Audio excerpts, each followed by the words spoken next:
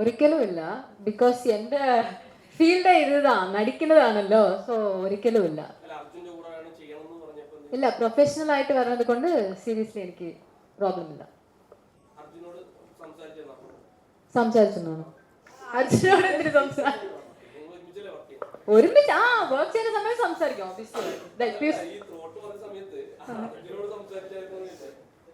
അർജുനോട് ഇത് പറഞ്ഞിട്ട് സംസാരിച്ചോ?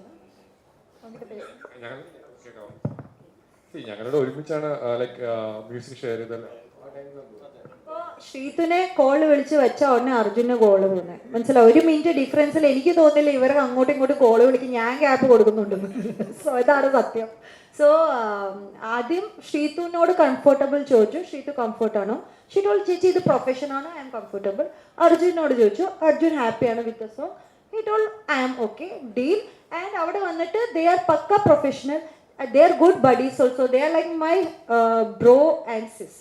സോ എനിക്ക് അവർ തന്ന ഒരു കംഫോർട്ട് അടിപൊളിയായിരുന്നു. I'm so happy with dum.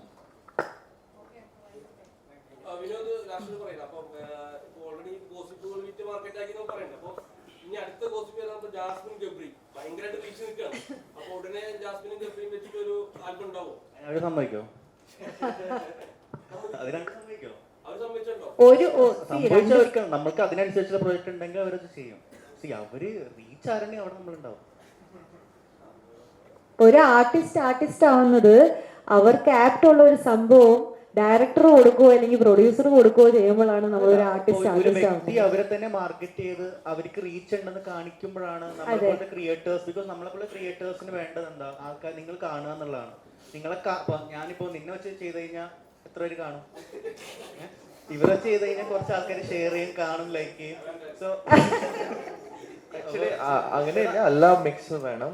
Means quality വേണം, പോപ്പുലാരിറ്റി വേണം, അപ്പൊ ഇവരുടെ ജസ്റ്റ് ഇവര് പോപ്പുലർ ഉണ്ട്, പക്ഷെ അത് നല്ലോണം ആക്ട് ചെയ്തില്ലെങ്കിൽ അത് പ്രശ്നം. അവർ നല്ലോണം ആക്ട് ചെയ്ത് പ്രൊഫഷണലി അത് ഞങ്ങള് വിചാരിച്ച കാലം നല്ല അവർ ആ ലെവലിലേക്ക് കൊണ്ടുപോയി. അപ്പൊ അത് പ്രൊഫഷണലിസമില് തന്നെ വരും, നാച്ചുറൽ ആയിട്ട് വരില്ല.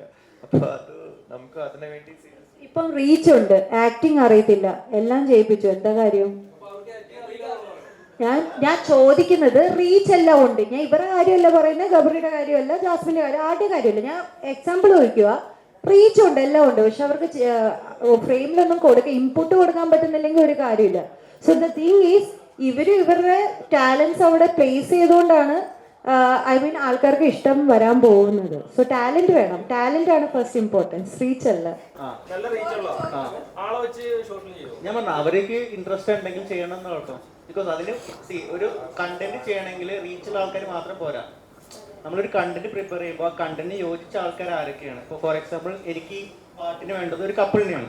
സോ ഞാൻ നോക്കുന്നത് എന്താ, എനിക്ക് ഏറ്റവും ഓഡിയൻസിനെ റീച്ച് ഔട്ട് ചെയ്യാൻ പറ്റുന്ന ബെസ്റ്റ് കപ്പിളിനെ ഞാൻ നോക്കുന്നത്.